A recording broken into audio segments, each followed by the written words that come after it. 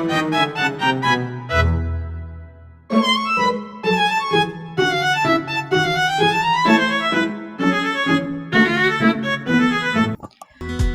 nama saya Ki Josephine Panjaitan, saya dari kelas 12-2. Jadi di sini saya akan menjelaskan materi bab 3 dan 4 materi PPKN. Yang pertama itu adalah bab 3, yang dimana berjudul tentang kesadaran warga negara dalam menghadapi kasus pelanggaran hak dan pengingkaran kewajiban. Jadi di bab 3 ini ada materi yang kita akan bahas. Yang pertama itu adalah pelanggaran hak dan pengingkaran kewajiban warga negara yang bertentangan dengan Undang-Undang Dasar Negara Republik Indonesia tahun 1945. Jadi yang pertama itu adalah definisi pelanggaran hak dan pengingkaran kewajiban warga negara. Jadi apa definisinya? Jadi definisi ini bisa kita melihat dari hak asasi manusia yang diatur dalam peraturan perundang-undangan negara yang merupakan hak warga negara yang memunculkan kewajiban bagi siapa saja yang memenuhinya. Definisi ini bisa kita lihat dari Undang-Undang Nomor 39 Tahun 1999 yang mengandung dua makna, yaitu adalah hak warga negara yang merupakan hak dasar yang melekat dalam diri setiap anggota masyarakat suatu negara sejak ia dilahirkan ke dunia dan disahkan berdasarkan undang-undang sebagai warga negara. Yang kedua itu adalah kewajiban warga negara merupakan konsekuensi langsung yang muncul dari keberadaan hak yang dimilikinya sebagai warga negara dalam rangka memuliakan harkat dan martabat manusia. Jadi setelah kita melihat definisi dari dua hal tersebut, kita yang kedua itu juga menjelaskan hak dan kewajiban warga negara Indonesia ini berisi dalam pasal 26 Undang-Undang Negara Republik Indonesia tahun 1945, yang mana hal ini dikemas dari 7 undang-undang 1945, TAP MPRR atau MPR tahun 1998 tentang HAM. Selanjutnya ada nomor 39 tahun 99, nomor 26 tahun 2000, dan nomor 23 tahun 2002 dan 2004, serta nomor 40 tahun 2008. Jadi undang-undang itu dikemas dari hal yang untuk hak asasi manusia tersebut. Adapun peraturannya itu adalah 8 tentang ratifikasi kovenant internasional mengenai ekonomi sosial budaya, sipil dan politik, dan hak politik perempuan, penghapusan segala bentuk diskriminasi atau terkhususnya terhadap perempuan. Selanjutnya itu menentang penyiksaan dan perlakuan hukuman lain yang kejam, menghapus bentuk diskriminasi rasial, dan tentang hak anak, serta tentang anti partai dalam olahraga. Hal itu dikemas dalam sebagaimana kewajiban warga negara terbit bersamaan dengan hak warga negara. Salah satu itu merupakan bentuk bela negara dalam hak asasi manusia. Yang kedua itu adalah menginisiasi proyek kampanye anti pelanggaran hak dan pengingkaran kewajiban warga negara. Subbab yang kedua ini, di mana kita diajak yang pertama itu adalah mengimplementasikan penghormatan terhadap hak dan kewajiban warga negara. Pada dasarnya, pelanggaran hak dan pengingkaran kewajiban warga negara dilakukan seseorang atau kelompok saat mereka tidak menghargai jerih payah bangsanya dalam mengisi pembangunannya. Jadi siapa yang mengolah kalau bukan kita? Jadi pemerintah juga berkewajiban untuk memfasilitasi sarana dan prasarana belajar kita, serta kita bisa mendapatkan pendidikan yang baik. Yang kedua itu adalah nilai kemanusiaan yang adil dan beradab untuk mendukung pembangunan. Prinsip yang kedua ini dari nilai Pancasila menjadi dasar dalam menentukan produk hukum maupun kebijakan negara. Dan selanjutnya adalah subbab yang ketiga, kasus pelanggaran hak dan pengingkaran kewajiban serta upaya warga negara dalam mencegahnya di lingkungan sekitar. Yang pertama itulah mengenali kasus pelanggaran hak dan pengingkaran kewajiban warga negara melalui analisis peraturan perundang-undangan. Jadi, bagaimana cara kita untuk mengetahui lebih jauh tentang kasus pelanggaran terhadap hak negara ini, hak warga negara, bisa kita lihat dari proses yang pertama adalah proses penegakan hukum yang masih belum optimal dilakukan. Terus ada tingkat kemiskinan atau tingkat pengangguran yang masih merajalela ataupun cukup tinggi. Makin merebaknya kasus kayak pelanggaran hak asasi manusia seperti pembunuhan, kekerasan dalam rumah tangga, dan sebagainya. Lalu, makin merebaknya kasus ini masih juga terjadi mengatasnamakan agama, misalnya penyerangan tempat peribadahan, lalu angka putus sekolah yang tinggi, serta pelanggaran hak cipta, misalnya peredaran buku bajakan atau perilaku plagiat. Nah, hal ini merupakan kasus pengingkaran kewajiban warga negara. Jadi pengingkaran ini banyak sekali bentuknya, mulai dari sederhana sampai yang berat. Beberapa contoh yang bisa kita lihat juga ada seperti yang kecil yang bisa kita tengok di lingkungan sekitar kita, itu seperti membuang sampah, melanggar aturan lalu lintas, merusak fasilitas negara, tidak membayar pajak, dan tidak berpartisipasi dalam usaha pertahanan dan keamanan negara, misalnya mangkir atau kayak jaga-jaga siskamling. Hal tersebut bisa tidak kita ikuti, padahal itu sangat penting. Yang kedua itu adalah warga negara yang asik mencegah terjadinya pelanggaran hak dan pengingkaran kewajiban di lingkungan dan dengan demokratis dan santun. Jadi pada yang kedua ini kita jelaskan tentang kita bisa mengasih dengan asik, yaitu adalah analisis, sesuaikan, inisiatif, dan kembangkan. Jadi berdasarkan KBBI, analisis adalah penyelidikan terhadap sesuatu peristiwa untuk mengetahui keadaan yang sebenarnya. Pada tahap ini, kita diminta untuk tidak terjebak dalam satu peristiwa. Caranya itu menyelidiki, mengetahui keadaan yang sebenarnya. Setelah kita menemukannya itu, kita akan melakukan klarifikasi dengan cara menganalisis keseluruhan peristiwa yang berdasarkan peraturan yang berlaku tentang hak tersebut. Setelah itu, kita membuat inisiatif. Inisiatif ini adalah prakarsa untuk melakukan perbuatan agar suatu peristiwa tidak terjadi dalam hal ini.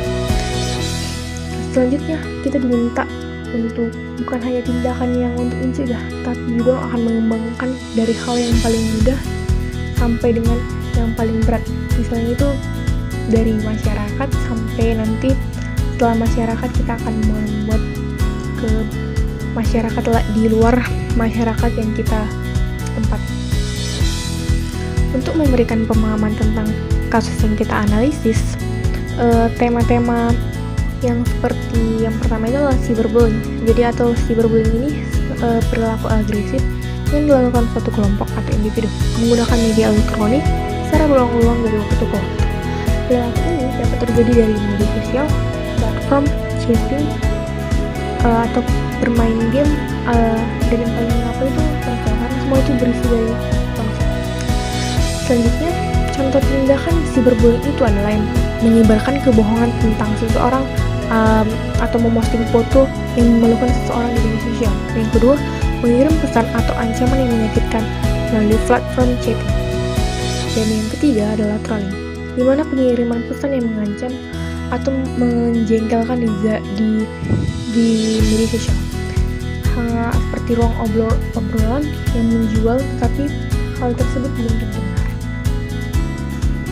Dan yang terakhir adalah mengecilkan aktivitas anak-anak atau teman-teman kita dari grup pertemanan.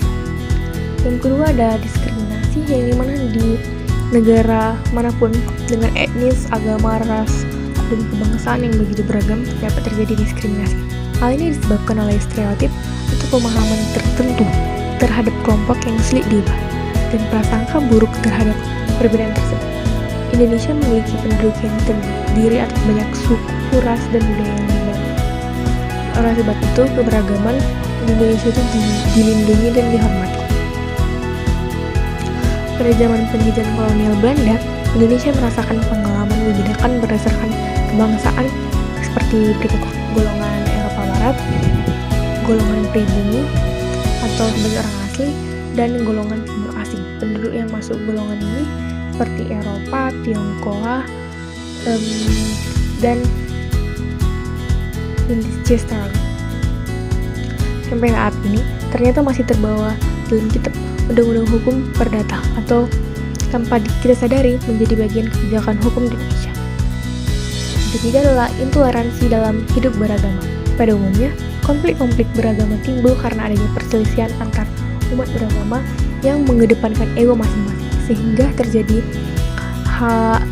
bentrokan yang lama-lama makin besar. Jadi terjadilah pertikaian.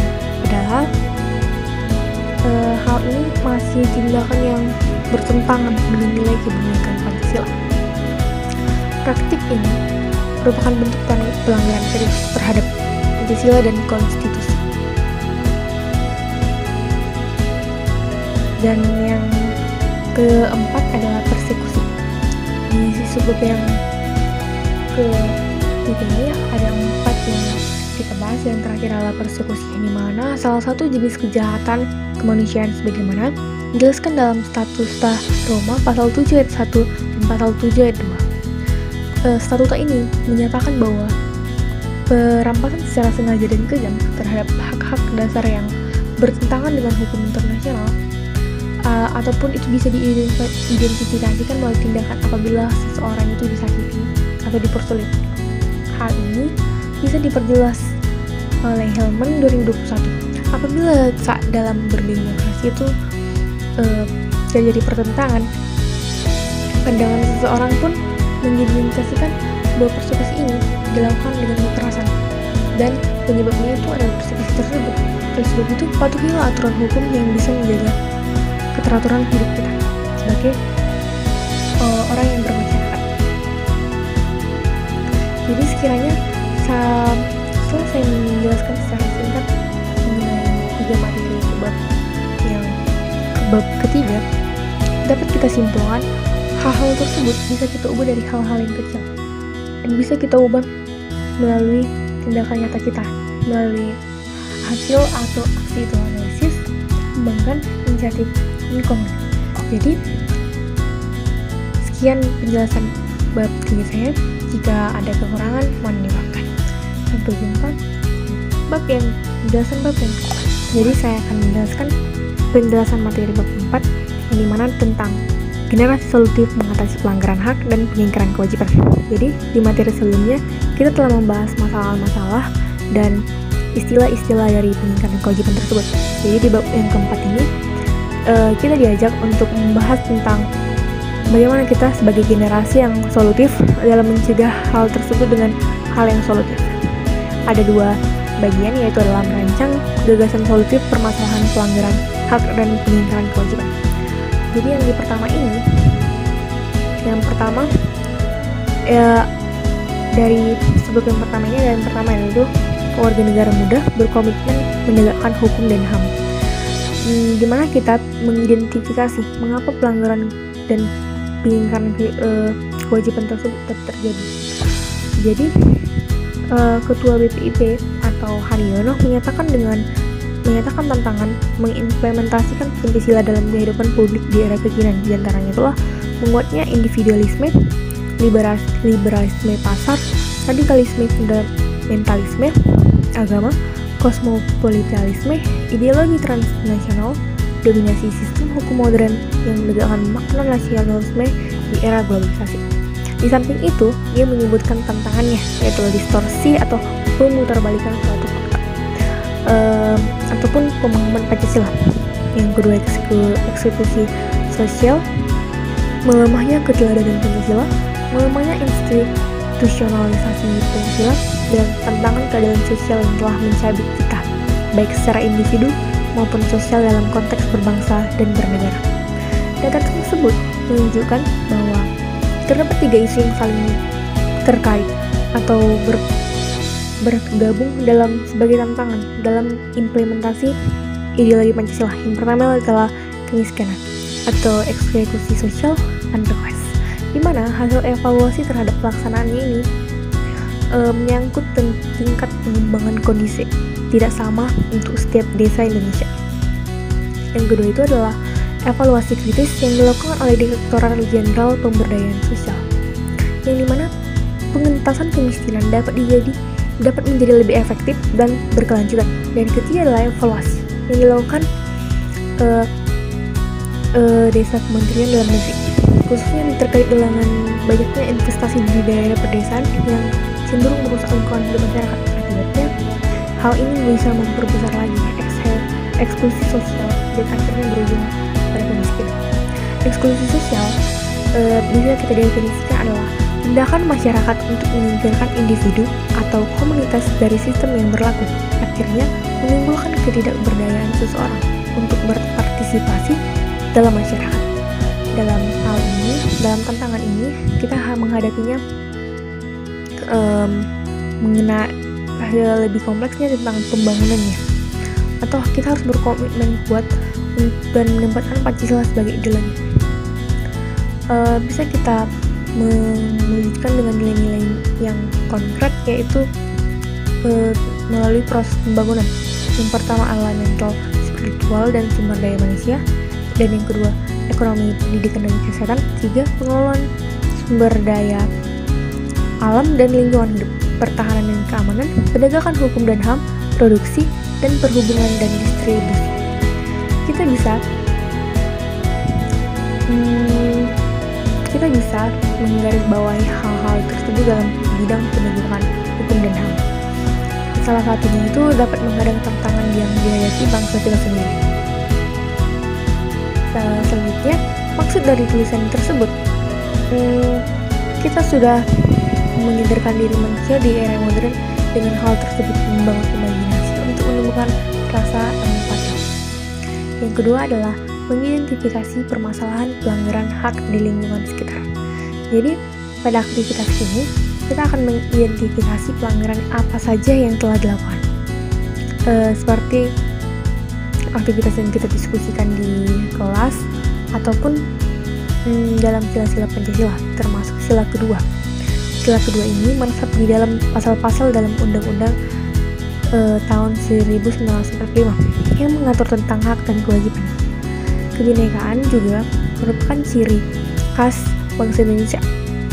Sila kedua ini juga berhubungan dengan ciri khas tersebut. Intinya menekankan nilai-nilai dasar manusia yang diterjemahkan atau kita transformasikan menggunakan hak-hak tersebut, mendorong pencapaian taraf kehidupan yang layak bagi manusia. Yang ketiga itu kita identifikasi permasalahan dan kewajiban di lingkungan sekitar. Untuk mengidentifikasi ini, kita harus belajar dari hidup sosial dan pekerjaan yang akan dipilih ataupun akan terpilih. Setelah mampu mengidentifikasi, kita akan menelusuri para pejuang bangsa melawan penjajahan. Bangsa Indonesia pernah merasakan penjajahan fisik yang tidak sementara. Seluruh warga pasti melaksanakan kewajiban mereka terhadap kehendak penjajah tersebut. Kemudian kita atau kamu pun tidak merasakan penjajahan fisik tersebut, namun kita dapat berempati untuk merasakan kepedihan dan penderitaan sebagai bangsa terjajah dalam ratusan tahun, dan merendahkan martabat kemanusiaan kita sejak awal.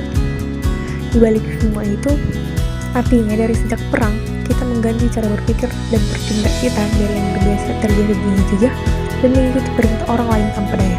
Sekarang kita harus mampu memdayakan diri untuk memahami apa yang seharusnya kita lakukan, seperti melaksanakan kewajiban dengan penuh kesadaran dan tanggung jawab. Terkait hal tersebut, Muhammad Hatta mengingatkan bahwa harus disempurnakan dalam Pancasila, yaitu layak kehidupan manusia sebagai hamba Tuhan, yakni melaksanakan dalam pergaulan hidup dan segala hubungan manusia satu sama lain, dan harus berlaku rasa persaudaraan. Jadi, subbab yang kedua, kita dimana menjelaskan atau subbabnya itu berjudul dengan warga negara muda merancang model rancang, bangun, dan menerapkan Ranumkan. Dalam aktivitas ini, kita akan diajak membuat sebuah karya tentang bagaimana mencegah pelanggaran hak dan pelanggaran kewajiban. Yang pertama itu adalah gagasan untuk mengatasi perundungan melalui rancang, bangun, dan menerapkan, atau bisa kita singkat dengan Ranumkan. Pada alur ini, kita akan diminta melakukan aksi nyata. Alur pertama, kita akan melakukan kegiatan seperti mencegah perundungan. Seperti kita mengamati sebuah kasus, lalu kita melihat dari cuplikan-cuplikan dan pilih salah satu kasus tersebut. Setelah itu kita akan bangun. Buatlah karya itu, atau kita akan membuat karya yang berisi dengan produk produksi seperti poster, video, ataupun podcast dan sebagainya. Proses kinerjanya seperti pementasan atau presentasi lisan maupun pertunjukan teater. Dan yang ketiga adalah proyek organisasi, pembentukan kelompok diskusi atau mitra percakapan antar kelompok tersebut agar terperbarui. Dan yang kelima adalah diskusikan hasil yang akan kita buat dan menerapkannya. Menerapkannya ini seperti menyebarkannya melalui sosial media, mencari tahu melalui wawancara dan pengamatan, dan membuat bentuk esai singkat laporannya itu seperti aspeknya itu dari gagasan, simbol, strategi, atau solusi, dan sebagaimana dengan kriterianya itu yang sudah ada dan sesuai tujuan, sehingga orang bisa dapat melihatnya itu dan menggunakannya dalam hati mereka itu lembaran. Dan bahasa Indonesia itu sangat penting. Seperti kata serapan itu, kita harus memperhatikan tersebut agar masyarakat juga lebih mudah memahaminya, dan dapat kata-katanya tersebut dapat mengajak dan memperbaiki perilaku manusia. Setelah rancang dan bangun dan menerapkan hal-hal tersebut, guru akan menilai hal-hal tersebut. Jadi sebagai bahan untuk meyakinkan kita apakah kita bisa menerapkan atau apa yang kita lakukan itu benar, kita harus bisa memahami elemen-elemen hak asasi manusia yang dilindungi oleh pasal 28, pasal 4 Undang-Undang Nomor 39 Tahun 1999 tentang HAM. Jadi hak yang terdapat pada undang-undang tersebut berupa hak untuk hidup, hak untuk tidak disiksa, dan hak kebebasan pribadi, pikiran, hati, dan nurani. Hak beragama, hak untuk tidak diperbudak, hak untuk diakui sebagai pribadi dan bersamaan di hadapan hukum, hak untuk tak dituntut atas dasar hukum yang berlaku surut. Jadi berdasarkan hal-hal tersebut, hal-hal ini sangat prinsipal dan tidak dapat dicabut. Itulah sebabnya kita sebagai pelajar dilarang untuk menjadi pelaku perundungan, karena praktik itu tidak terpuji. Itu bukan sekedar merendahkan, tapi juga melanggar hukum dan norma sosial. Yang kedua adalah gagasan untuk mengatasi intoleransi melalui rancangan, bangun, dan menerapkan, seperti yang tadi saya bilang, atau ranumkan. Jadi di sini kita akan mengikuti alur-alur seperti di mana hak-haknya akan kita bahas, seperti hak atas kebebasan berkumpul secara damai, hak atas kebebasan berserikat atau membentuk menjadi anggota yang bebas berpendapat dan berekspresi. Hal tersebut termasuk derogable, memungkinkan untuk dibatasi atau direnggut oleh negara tersebut. Jadi pada bab 3 sudah dijelaskan arti dari intoleransinya. Ini konflik yang terjadi akibat minimnya pemahaman seseorang terhadap perbedaan yang merupakan anugerah Tuhan dalam hidup bermasyarakat. Jadi pada alur yang kedua ini kita melakukan kegiatan merancang hal tersebut melalui 3 konsep tadi: rancang, bangun, dan menerapkan. Setelah kita melakukan itu, alasan-alasan tersebut kita akan merefleksikannya melalui sikap hal tersebut.